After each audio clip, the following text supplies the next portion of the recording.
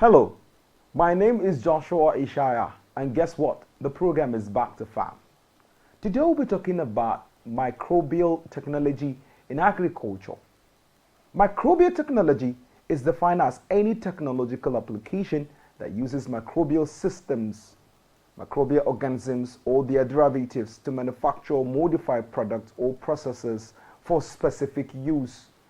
Microbiology techniques are methods used for the study of microbes, including macroscopic bacteria and fungi and protists. They include methods of study, culture, staining, identification, engineering, manipulation of microbes.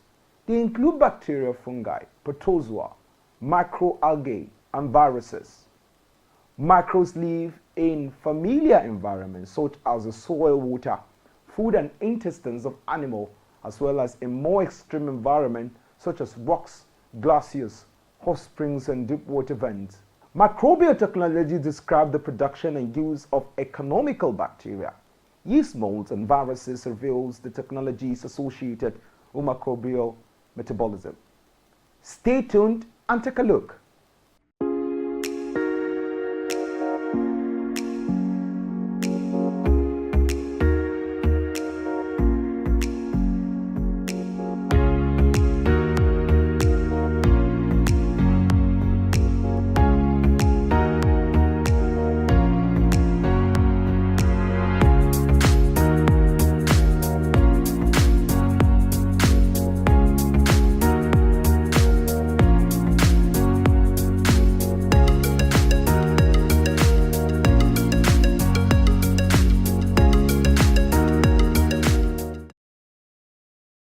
All of us are all brothers keepers. We are consuming everything that you produce. From the ugu that we are eating, we're taking 1 gram today, and we eat 3 times a day. Or because of the economy of Nigeria, we only eat once. Or twice. So we get 2 to 3 grams a day in a particular food that we eat. Tomorrow, another 3 grams. Tomorrow, another 3 grams. In 365 days, that's 1,000 grams. By the time you reach to your certain age, you notice that you already feel some symptoms of health issues. And I don't like sick people around me. I tell my staff, please don't be sick. Whenever I see symptoms that they are sick, I grab a tea or something. I'll let it drink this one. Ginger, take this one. Because I hate it when somebody is sick is around.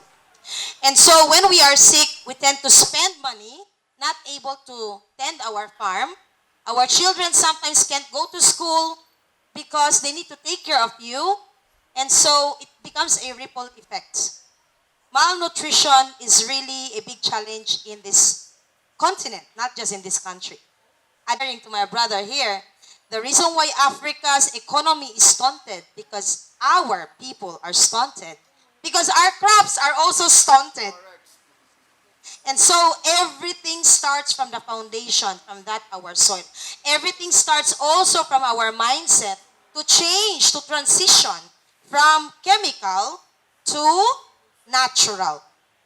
Yes. Did you know that every single year, 72,000 deaths because of cancer?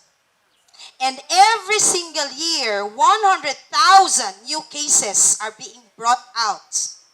Cancer. Cancer. And 26 out of 40 of the most commonly chemicals that you are using today, farmers, from herbicides, pesticides, insecticides, are associated and linked to the cancer diseases. Are you not afraid? I am so afraid because I was tending my grandmother who had cancer. I was the one nursing her. Do you know, women, breast cancer, you won't like it. You don't like it. Trust me. I was only 15 years old when I was the one nursing my grandmother. It's not easy. It's terminal once you are there. And so going back to nature is the way to go. Technology relating to nature is the way to go. Common problems of farmers from crop production, whether it's a problem about pest and disease It starts from the quality soil that you have. Problems like stunted growth or discoloration of your plants, go back to your soil, check your soil. But we don't actually care about the soil. We don't check whether what is in my soil. Sad to note, the soil that we are tendering today is the soil we got from our grandfathers yesterday, is the same soil you're gonna pass on to your next grandchildren. Isn't it?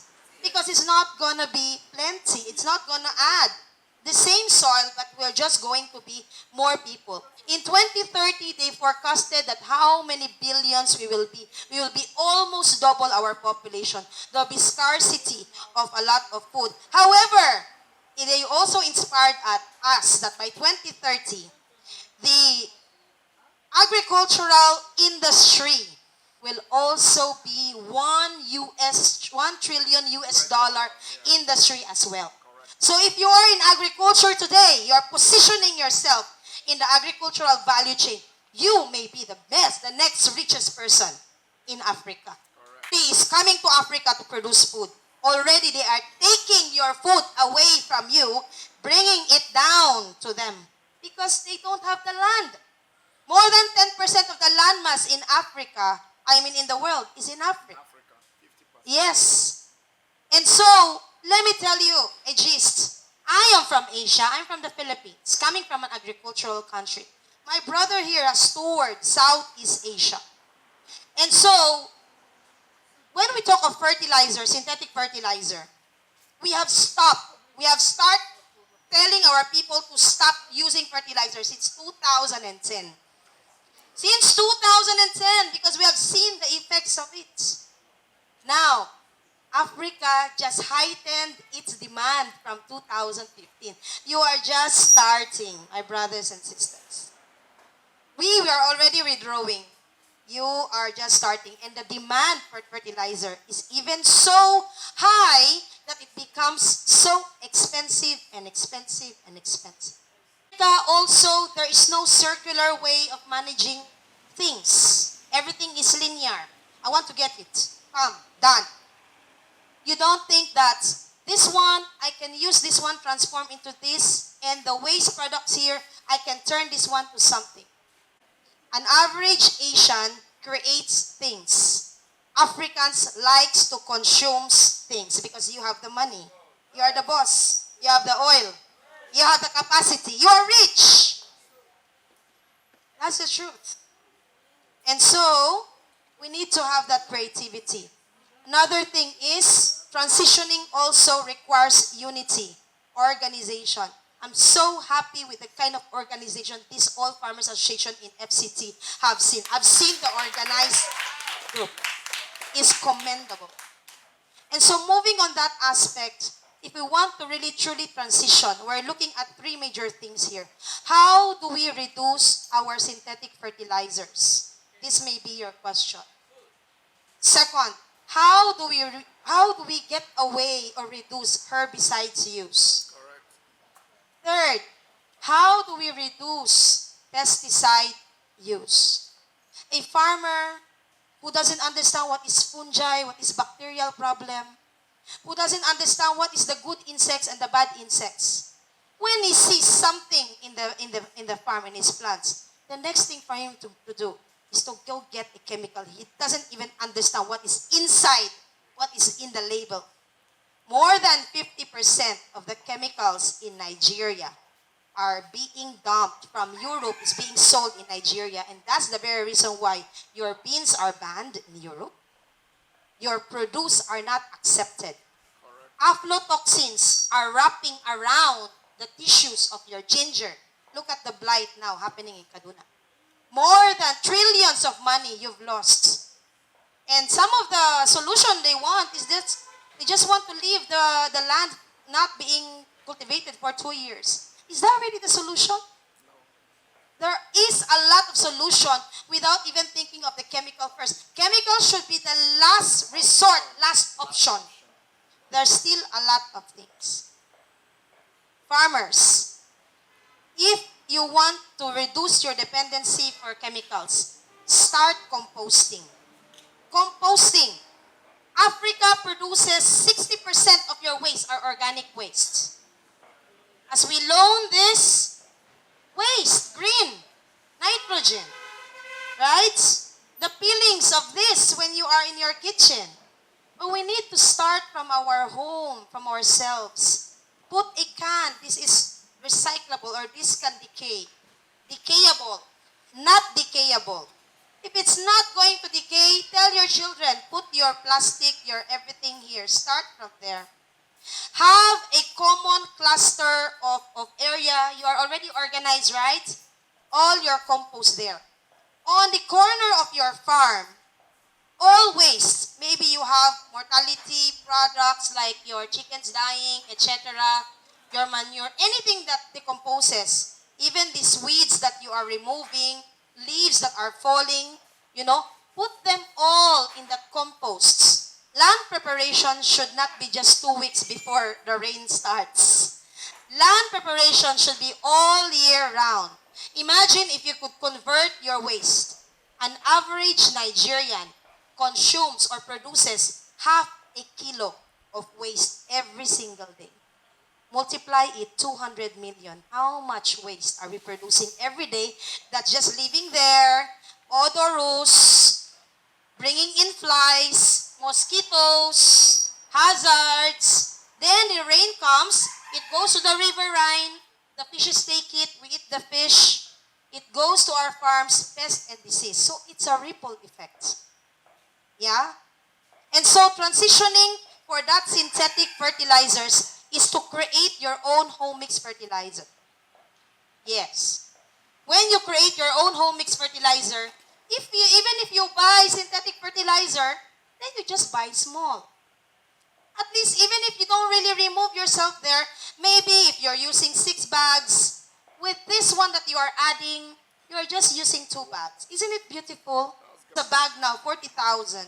You can save that and use that money to send your children to school. Yes. And so, I understand that because I grew up with grandfathers that are farmers, and my grandfathers will really try to save money just for us to be able to go to school. And now that we have gone to school, we are now the one helping the family. That's how it is. It's a cycle of life. It's a cycle of life. I like to talk to you like this. Like, we are farmers, we are brothers and sisters. Because transition has to come to Africa. It must come.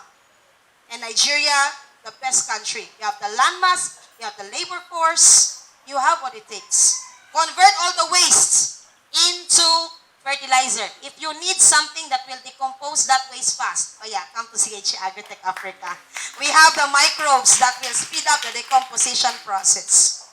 Eliminates odor in the farm. So when you eliminate odor in the farm, even though your farm is not too far, it's just close to the city, your neighbor will not complain. Because if your neighbor complains that, oh, there's a poultry farm there, there's a piggery farm there, it's very odorous, it's disturbing the community, you won't be able to farm comfortably. So odorless farm also. And more biosanitized farm. So when you deal with that biosanitation, the mortality rates problem that you're encountering will also drastically reduce. Because odor is associated with pathogens. You know what's pathogens? Germs. Infection. It's associated there. Once the odor is there, meaning the bacteria that is producing that odor is there. And so when E. coli is there, especially your water has a lot of E. coli in Nigeria, in Africa, salmonella is there. That's why you have typhoid. It's very common in Africa. When it is there in the water, your animals take it or your fish take it, they get those diseases. So the next thing for you to do is go to a vet and buy anti-salmonella, anti-E. coli, antibacterial and all. And when you use a lot of antibiotics in the farm, the resistance is built up. It will get to a point that a strong antibiotic will no longer work in your farm because of build-up resistance. And the attitude here in Africa, as you see this chicken for pepper soup, I want to slaughter the chicken now, sharp, because I want it hot. Yeah? And the antibiotics level is there. There's no withdrawal period observed. of high level of resistance. So see the ripple effect of using chemicals, transition to natural, even for your poultry farm and for your livestock farms. Next, herbicide. How do we deal with herbicide? Exciting, right? There's many. Chemicals should be the last option. All these your leaves that are falling, don't throw them. Collect them. Mulch them. Mulch them. My brother here, we're talking about yesterday, you can even wet them. You can even wet them. Weeds, unfortunately, their seeds are very light. So even though you don't have it in your farm, it's carried by the wind, it goes to your farm. And then they easily adapt. However, it is also a fact that weeds depend on an acidic soil. So your goal, if you're doing composting properly, your goal is to make your soil's pH in an alkaline state. Because if a soil pH is alkaline, weeds will not be able to thrive much there. Right? If you don't start now, it's up to you. It's up to you. By the time they use Farmer's Friend has the capacity to coat the farm that the insects, you know these insects that eats your leaves of the farm, they are called herbivorous insects. They are bad insects. They feed on herbs, or what you call this one, on the leaves. That's why they are like that, right? They are bad insects. Once a crop starts bringing its leaves, it's very good smell. You know, insects don't have eyes, but they have antenna. Right? And the problem with insect, once they perceive one, they will do like this. They will send signal. And they bring the army. Come to your farm. Farmer's Friend has a capacity to coat the farm. Very good insurance. Very good insurance. It has a capacity to coat the farm that the insect cannot perceive the smell of the food, which is the farm. So, the next thing for the insect is to go to somewhere where, and a healthy plant is not visited by pests. It's not visited by insects. But I'll go there. Going back to herbicides first, mulching, and alkaline your plants. Okay? And then, it's not bad to do small weeding. It's also a form of exercise. Manual also. And then, you can also involve biological. Do a thorough land preparation from the start, because if you have a very good land preparation using beneficial microbes, the tendency is your crop will grow faster than the weeds. Which, when it happens, the weeds is no longer able to outcompete the crops. It's who gets the spot first. So, land preparation, the activator for land preparation, and then Farmer's Friend reinforcement. Once you deploy so many beneficial microorganisms in your land, the next thing is pesticides is no longer a problem. Pesticide is no longer a problem. Why? Pest comes in a form of either fungal or bacterial, or maybe it's an insect, You're having problem with armyworm, right? Before that worm became a worm, was it an egg before? It was an egg before in the soil, right? Oh yeah, activator will pulverize that egg. No egg, no insect. Correct? It's the logic. And by bringing in activator and Farmer's Friend from the very beginning, you are now attracting good beneficial insects. What are beneficial insects? They are carnivorous in nature. So if they are carnivorous, who will they eat? The herbivorous insects that eats your plants. It's called food web chain. It's a way of nature that is symbiotic, that creates a healthy ecosystem. Are we learning? It's just elementary. You don't need to be agronomist. You don't need to be agriculturist for you to be expert farming. Forget that. Adam, who was the first farmer, who did not go to Michael Okpara School of University. Abi? And so, transitioning, look at chemicals as a last option. Can we say all together, chemical is my last option? Chemical is my last option. Chemical is my last option. Chemical is not my option. Chemical is not my option. Chemical is not my option. And so, I think if you have done that part, from the mind, it goes to your heart. If you truly love your people, stop using chemicals. Try to transition from conventional. There are other agronomic practices that can help you, like good agronomic practice like intercropping, crop rotation, because in this way you can also remove the type of pest and disease around it that will reduce your problems of pests. And so, I would say we're just not talking about sustainability. We need the farmer to understand how will I do it. We need to give them option, but the option that they have is just the things that will keep on bringing the non-sustainable practices. And so, I urge also the stakeholders over here, the government, the representatives, the organizations, it's not just the work of the farmers, it's all hands on deck. And farming should be cultivate, harvest continuously. These microorganisms will allow you to cultivate, harvest continuously because they are living organisms. They also retain water. So by the time during the dry season, as they retain water, it still supports your plants. Okay? It's so technology are here that is aligned to the SDG goals for social, economical, and environmental impacts. I believe that the farmers are very hardworking, but hard work has to be accompanied by smart way of farming with proper training, tools, and technology.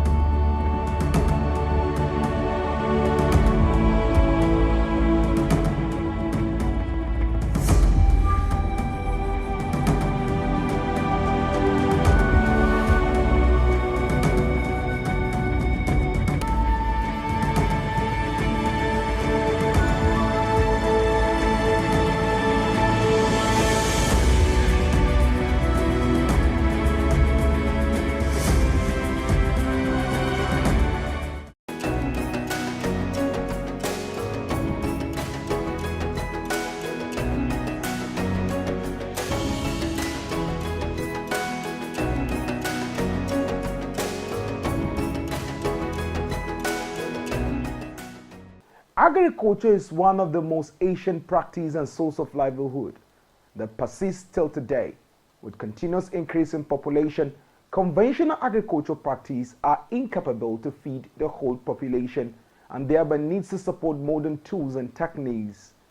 It's more reason microbial technology perform numerous metabolic function and improve soil fertility and other psychochemical properties directly or indirectly through nutrient recycling, environmental detoxification, soil health improvement, wastewater treatment, and the likes.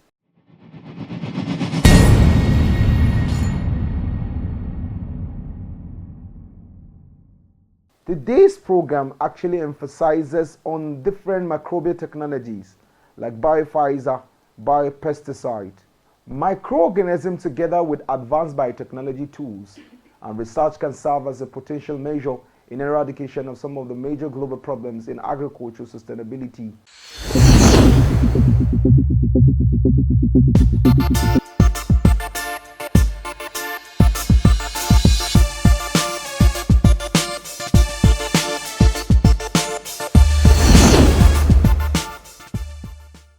I'm afraid this is how far we can go on the program. My name remains Joshua Ishaya. Bye for now.